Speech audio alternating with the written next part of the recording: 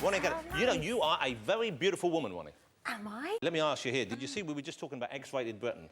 Yes. Is that true? Well, it's in the papers, I assume. You know, if it's in the news of the world, I'm assuming there's a fair chance that it probably isn't. But Posh and Bex were also listed in the celebrity threesomes wish list. Really? Where did she come then, Posh? I think slightly after he does, probably. Really? Yeah. I'm just... Yeah, we've done actually the new stuff we're doing about Posh and Bex. They've sort of changed roles, and he's become like a Renaissance man, or as she says, a rhinoceros man. Yeah, because you can do everything.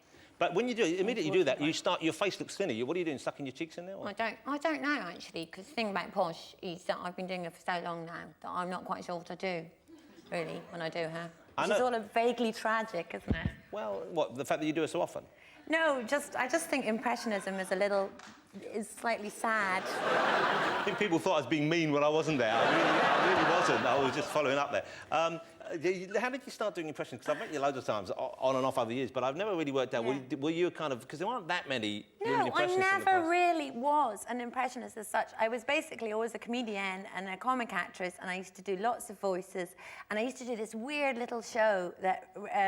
called The Staggering Stories of Ferdinand de Bargos that used to be on BBC Two. I remember that, yeah. I used to just do lots of different voices, and then I got asked to do more impressions, and it sort of grew from there, and I went on tour with Rory Bremner, and I worked with Rory Bremner, and so before I knew it, I was being labelled as an impressionist. OK, you do Posh, we know. You do a fantastic Audrey Hepburn. Yes. You do... Now, let's have some... Do you mind if I ask you... No, not what... Yeah, oh, gosh.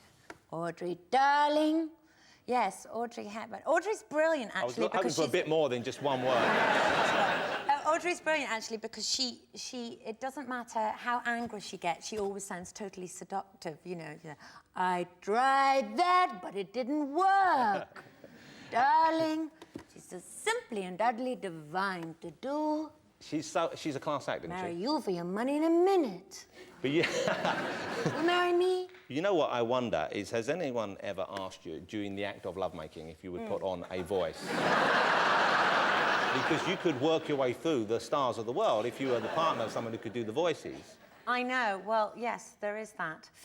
Actually, because I went out with Alistair for a bit, actually. So I can't believe I brought that up. You brought it up. When you were living with Alistair, did he insist that only his name be on the front door? No, the thing is about everybody... People used to say, you know, if you live with an impressionist, can you get anybody in bed? Yeah. And you could, because he was always on tour.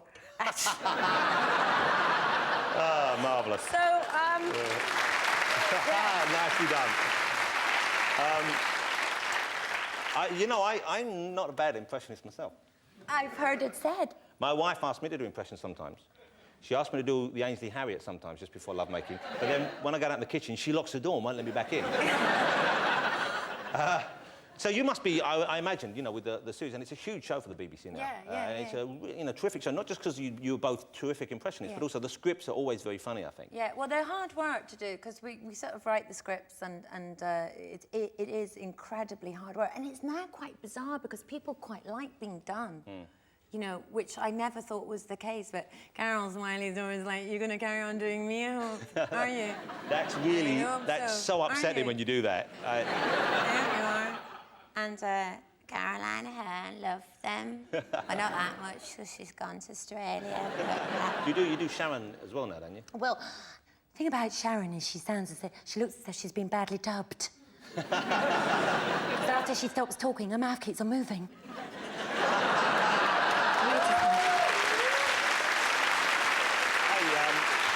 Ronni, really, I'm so pleased you came on. I really am. You know, you're just a terrific guest, and you're just a huge talent. And really, I mean that. I know you think I'm never being sincere, and part of me isn't being sincere right now, but mostly I am being sincere, because I really do think you're a joy. And thank you so much for coming on. Ronni Ancona, ladies and gentlemen. Thanks so much.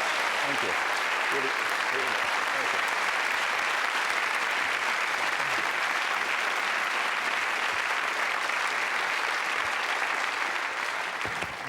That must be great being able to do voices and stuff like that, and doing different accents and stuff like that. Yeah, because you're terrible, aren't you? I can't do voices, but you can barely talk English, so I don't know why you're... I am struggling. Over there.